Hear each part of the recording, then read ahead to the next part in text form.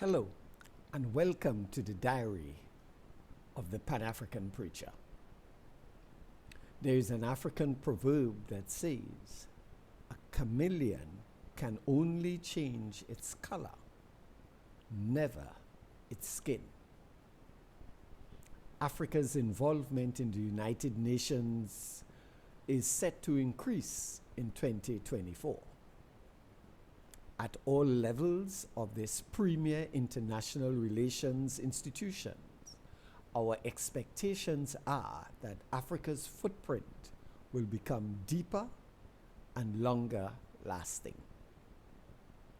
Africa's representation and growing participation in Geneva or New York should not be considered a fashion or a fad, but a matter of equality and justice.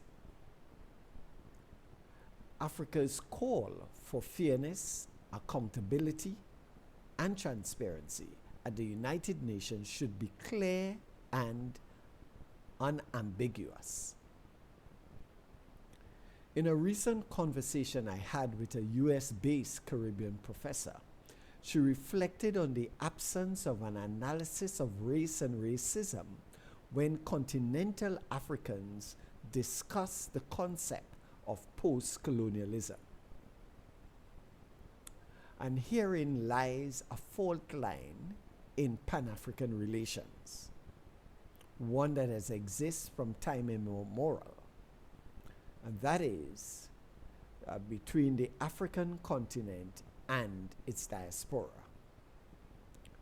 The reality is that Africans at home and abroad face the negative impact of prejudice and discrimination.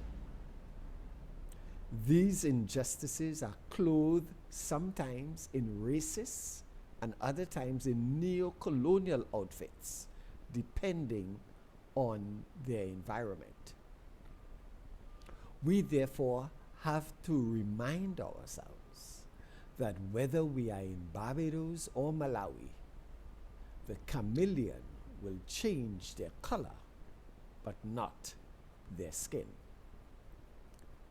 Our leaders at international, regional, and national levels must therefore develop a maturity of understanding of how racism and neocolonialism feed off of each other, whether it was in the past or in the present.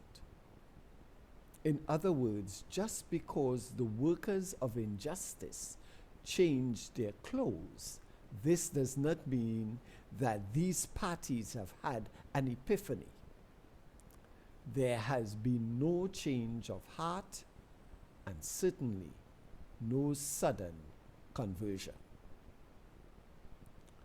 The Caribbean, Pacific, and South American nations, would do well to collaborate at the United Nations to ensure that African members are not marginalized by countries that hold veto powers. At the same time, Africa's 54 members of the United Nations should keep a sharp interest in the developing work of the Geneva-based Permanent Forum for People of African Descent. This United Nations body is about to submit a draft of a new declaration calling for the full respect, protection, and promotion of the human rights of all people of African descent.